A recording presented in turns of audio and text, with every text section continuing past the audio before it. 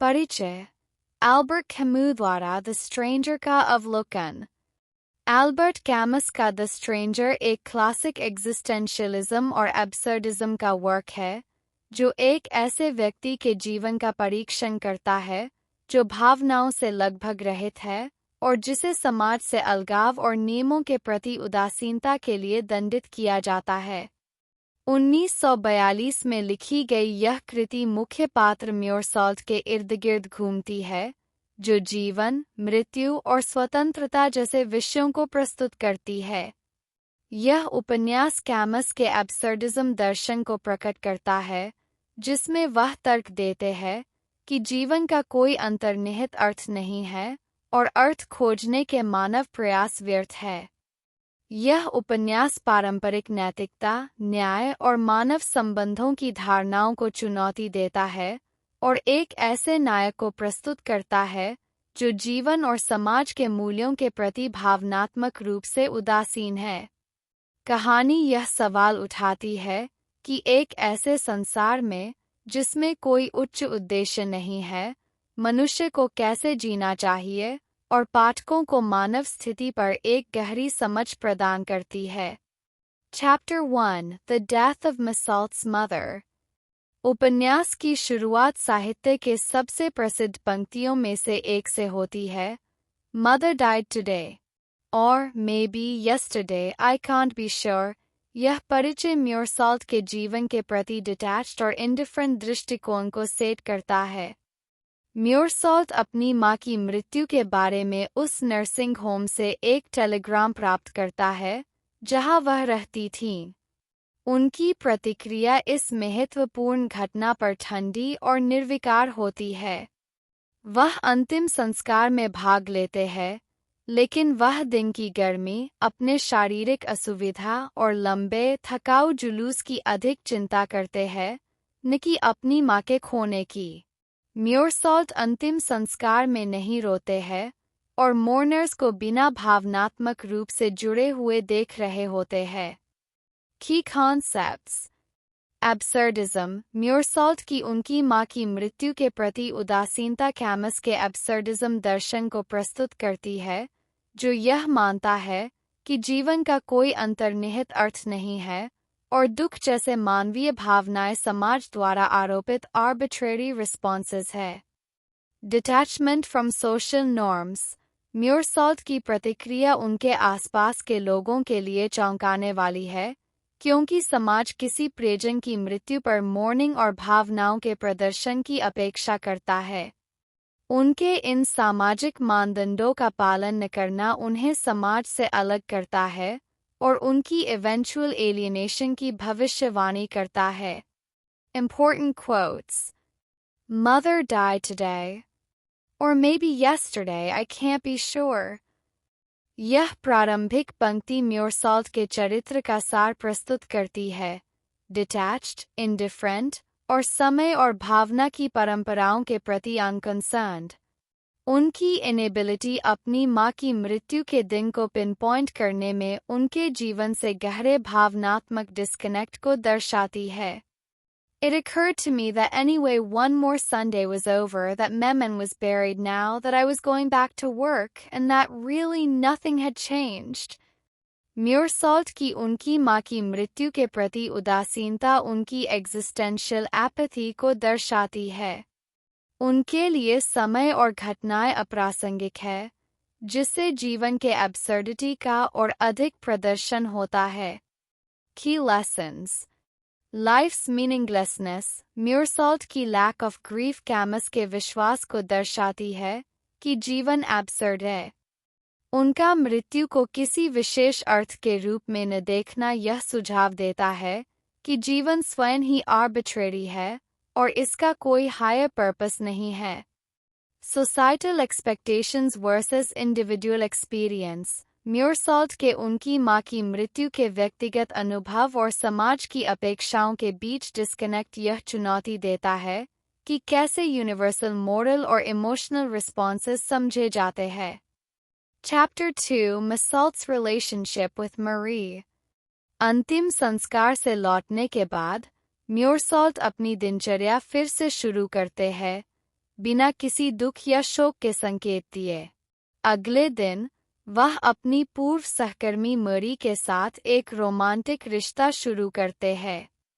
वे समुद्र तट पर तैराकी करते हैं, खाना खाते हैं और एक शारीरिक संबंध में लिप्त होते हैं। मोरी उनके प्रति अफेक्शन दिखाती है, लेकिन म्योरसॉल्ट भावनात्मक रूप से इंडिफरेंट रहते हैं। जब वह उनसे पूछती है कि क्या वह उनसे प्यार करते हैं, तो वह ईमानदारी से जवाब देते हैं कि नहीं, हालांकि उन्हें उनका साथ और शारीरिक सुख पसंद है। Key concepts: Existentialism and freedom. म्योरसॉल्ट का रिश्तों के प्रति दृष्टिकोण एग्जिस्टेंशियल फ्रीडम को दर्शाता है, जहाँ कोई भावनात्मक कर्तव्य की बाधाओं के बिना कार्य करता है। वह वर्तमान क्षण में जीवन के सुखों का आनंद लेते हैं, बिना गहरे भावनात्मक जुड़ाव या भविष्य की प्रतिबद्धताओं के बारे में सोचे। दी फिजिकल वर्सेस इमोशनल। म्योरसॉल्ट तैराकी, खाना और शारीरिक सुख जैसी शारीरिक संवेदनाओं पर केंद्रित है, न कि भावनात्मक अटैचमेंट बनाने पर। यह डिटैचमेंट मानव अनुभवों से उनकी एलियनेशन का प्रतिनिधित्व करता है, जिन्हें अन्य लोग महत्वपूर्ण मानते हैं। Important quotes. Marie came that morning and asked me if I loved her. I told her it didn't mean anything but that I didn't think so. म्योरसॉल्ट का ब्लंट रिस्पॉन्स मेरी के प्रश्न पर उनके भावनात्मक डिस्कनेक्ट और दूसरों के साथ गहरे संबंध बनाने में उनकी असमर्थता को दर्शाता है। उनके लिए प्यार अपराध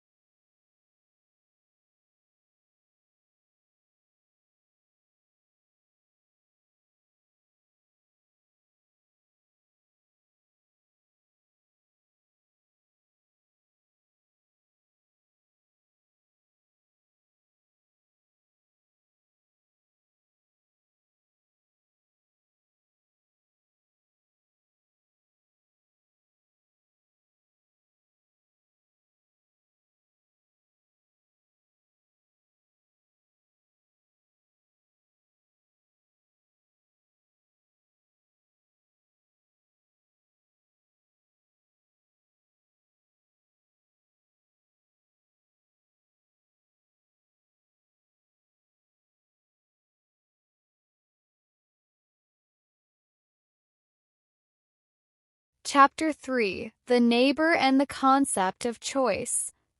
म्योरसॉल्ट की अपने पड़ोसी रेमंड के साथ बातचीत मोरल इंडिफरेंस के विषय को और गहराई से प्रस्तुत करती है। रेमंड, जो एक हिंसक और चालाक चरित्र है, म्योरसॉल्ट से दोस्ती करता है। वह म्योरसॉल्ट से अपनी प्रेमिका को वापस बुलाने और उसे अपमानित करने के लिए एक पत्र लिखने में मदद मांगता है। म्योरसॉल्ट बिना किसी नैतिक विचार के इस मदद के लिए सहमत हो जाता है। यह उनकी नैतिक उदासीनता को दर्शाता है, जहां वह अपने कार्यों के नैतिक परिणामों की परवाह नहीं करते। की कॉन्सेप्ट्स: मोरल एम्बिग्यूटी। म्योरसॉल्ट अपने कार्यों का नैतिक मूल्यांकन नहीं करते। वह रेमंड की मदद केवल इसलिए करता है क्योंकि वह इसे रोकने का कोई कारण नहीं देखता। यह नैतिक विचारों के प्रति उनकी उदासीनता को दर्शाता है। Indifference to consequences. म्योरसॉल्ट के चुनाव परिणामों से प्रेरित नहीं होते। वह अपने कार्यों के संभावित नुकसान की परवाह नहीं करते, जो यह दर्शाता है कि उनके लिए जीवन और इसके परिणाम इनहेरेंटली मीनिंगलेस है। Important quotes. He asked me if I thought he'd been punished enough, and I said I didn't think so. म्योरसॉल्ट का जवाब उनके नैतिक निर्णय में अरुचि को दिखाता है। वह रेमंड के दोष या निर्दोष होने की परवाह नहीं करते, केवल एक इंडिफरेंट उत्तर देते हैं। I said I didn't mind if he was my friend. यह उद्धरण म्योरसॉल्ट की भावनात्मक उदासीनता को दर्शाता है। वह मित्रता को सक्रिय रूप से नहीं ढूंढते, नहीं उसे अस्वीकार करते हैं। उनका रिश्ता सुविधा पर आधारित है, न कि किसी वास्तविक भावनात्मक संबंध पर। Key lessons. मोरल इंडिफरेंस म्योरसॉल्ट के रेमंड के साथ बातचीत उनकी नैतिक दिशा की कमी को उजागर करती है। उनके चुनाव नैतिक विचारों के बजाय उदासीनता पर आधारित होते हैं, जो यह संकेत देता है कि एक एब्सर्ड यूनिवर्स में मोरालिटी का कोई वास्तविक महत्व नहीं है। चॉइस विदाउट कॉन्सिक्वेंस म्योरसॉल्ट की रेमंड की योजनाओं में निष्क्रिय भागीदारी यह दर्शाती है कि मानव कार्य इनहेरेंटली मीनिंगफुल या नैतिक रूप से वजनदार नहीं होते। परिणामों से उनकी यह उदासीनता कैमस के एब्सर्डिज्म दर्शन को स्पष्ट करती है। Chapter 4 The Beach and the Murder. उपन्यास के सबसे महत्वपूर्ण दृश्यों में से एक में म्योरसॉल्ट, मेरी, रेमंड और कुछ अन्य लोग समुद्र तट पर जाते हैं। वहाँ वे रेमंड की प्रेमिका के भाई सहित कुछ अरबों का सामना करते हैं, जिनका रेमंड के खिलाफ गुस्सा होता है। एक तनावपूर्ण टकराव के बाद म्योरसॉल्ट बाद में अकेले समुद्र तट पर लौटता है। धूप की अत्यधिक गर्मी में वह उस अरब व्यक्ति को एक स्प्रिंग के पास पाता है। एक क्षणिक सीमिंगली रैंडम इम्पल्स में म्योरसॉल्ट उस व्यक्ति पर गोली चला देता है और फिर 4 और बार उसकी लाइफलेस बॉडी पर गोली चलाता है। हत्या बिना किसी कारण के की जाती है और यह उपन्यास के सेंट्रल एब्सर्डिटी थीम को दर्शाती है। म्योरसॉल्ट अपने कृत्य के लिए कोई तार्किक स्पष्टीकरण नहीं दे सकता।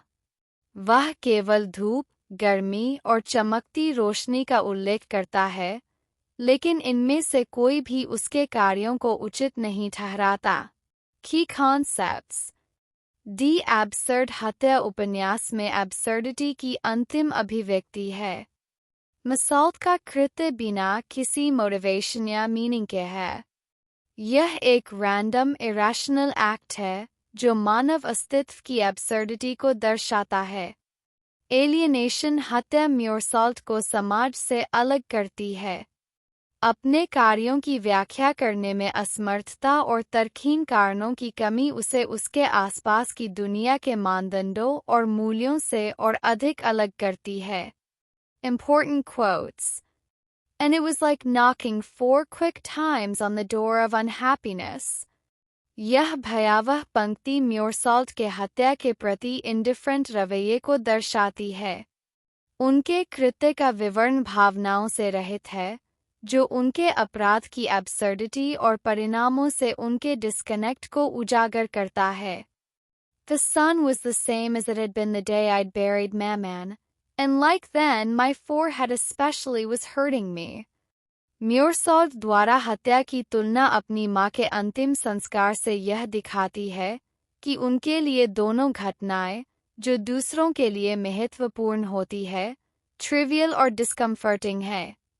यह उनके एग्जिस्टेंशियल व्यू को दर्शाता है, जिसमें मानव कार्य मीनिंगलेस होते हैं। Key lessons. The absurdity of life and death हत्या की मीनिंगलेस नेचर जीवन की व्यापक एब्सर्डिटी को दर्शाती है। म्योरसॉल्ट के कार्य रैशनैलिटी, मोरालिटी या लॉजिक द्वारा शासित नहीं होते, जो मानव अस्तित्व की अनप्रेडिक्टेबिलिटी और इरेशनैलिटी को उजागर करते हैं। एलियनेशन फ्रॉम सोसाइटी म्योरसॉल्ट का समाज से अलगाव और उनके अपराध की व्याख्या करने में असमर्थता उन्हें एक आउटसाइडर बनाती है। वह अपने एग्जिस्टेंशियल बिलीफ्स के अनुसार जीते हैं, जो उन्हें समाज के नैतिक और सामाजिक ढांचे से अलग करता है। Chapter 5 The Trial. म्योरसॉल्ट के ट्रायल के दौरान ध्यान हत्या पर नहीं, बल्कि म्योरसॉल्ट के चरित्र पर केंद्रित होता है। प्रोसिक्यूटर और डिफेंस लॉयर दोनों म्योरसॉल्ट के अपनी मां के अंतिम संस्कार में व्यवहार को उनके नैतिक पतन का प्रमाण बताते हैं। उनके शोक न करने, भावनात्मक उदासीनता और समाज की अपेक्षाओं के प्रति उनके विरोध को मुकदमे के मुख्य बिंदु के रूप में प्रस्तुत किया जाता है। प्रोसिक्यूटर तर्क देते हैं कि म्योरसॉल्ट की उदासीनता उन्हें समाज के लिए एक खतरा बनाती है और उन्हें मर्डर से अधिक उनकी भावनात्मक उदासीनता के लिए दंडित किया जाता है। की कॉन्सेप्ट्स जजमेंट एंड सोसाइटी मुकदमा समाज की आवश्यकता को दर्शाता है कि वह इंडिविजुअल्स पर मीनिंग और मोरालिटी आरोपित करे। म्योरसॉल्ट को उनके अपराध के लिए नहीं, बल्कि भावनाओं और नैतिकता के सामाजिक मानदंडों का पालन करने के लिए दंडित किया जाता है। दी एब्सर्डिटी ऑफ जस्टिस मुकदमा मानव न्याय की एब्सर्डिटी को उजागर करता है, जो एक ऐसी दुनिया में तर्कसंगत स्पष्टीकरण और नैतिक निर्णय आरोपित करने की कोशिश करता है, जिसे कैमस तर्कहीन और मीनिंगलेस मानते हैं। Important quotes. For everything to be consummated, for me to feel less alone, I had only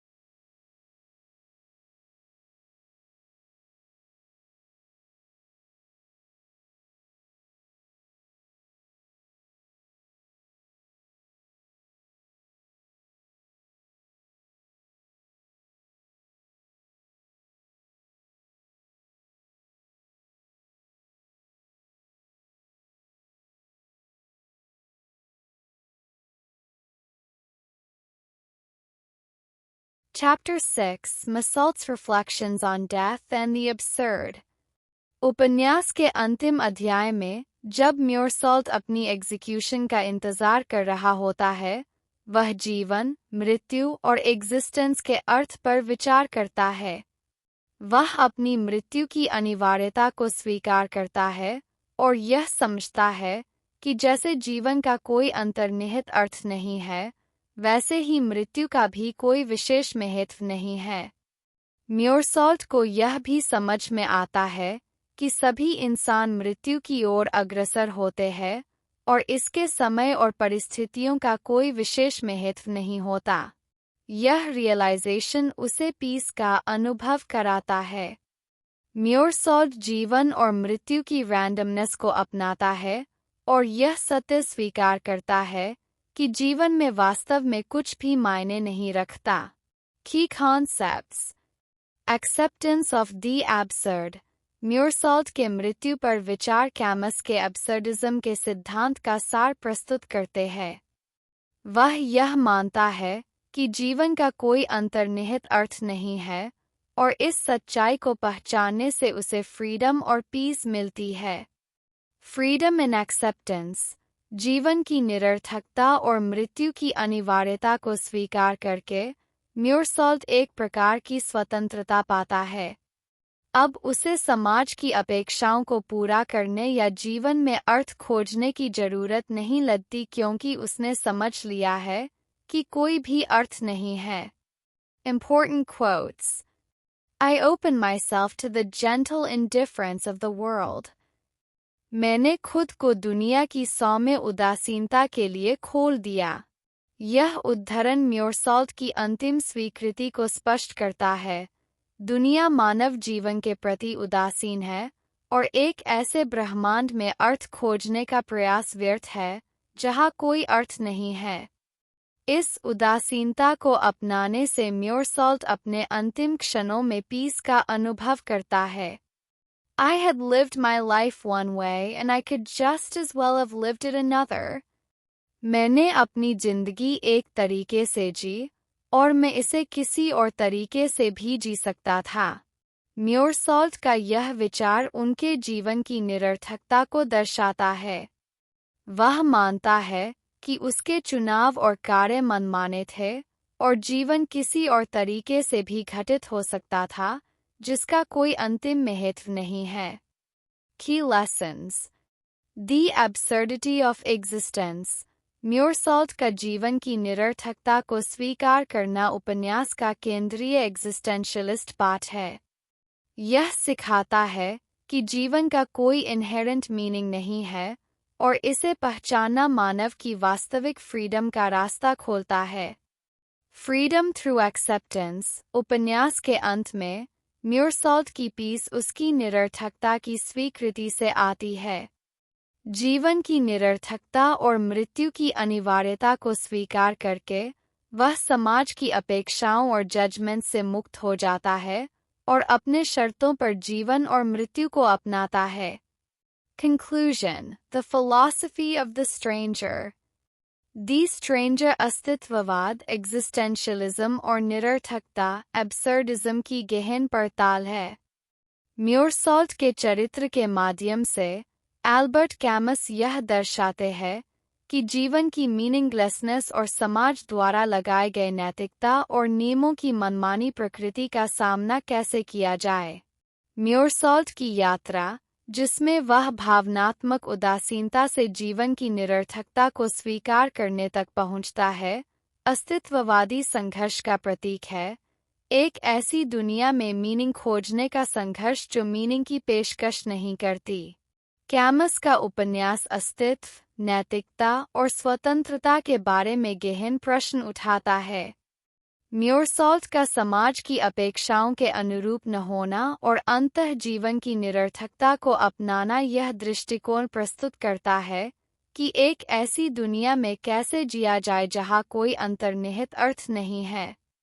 अंततः दी स्ट्रेंजर स्वतंत्रता की एक क्रांतिकारी दृष्टि प्रस्तुत करता है जो यह सुझाता है कि सच्ची मुक्ति समाज के नियमों का पालन करने में नहीं, बल्कि जीवन की इनहेरेंट एब्सर्डिटी को स्वीकार करने और उसके बावजूद प्रामाणिक रूप से जीने में निहित है।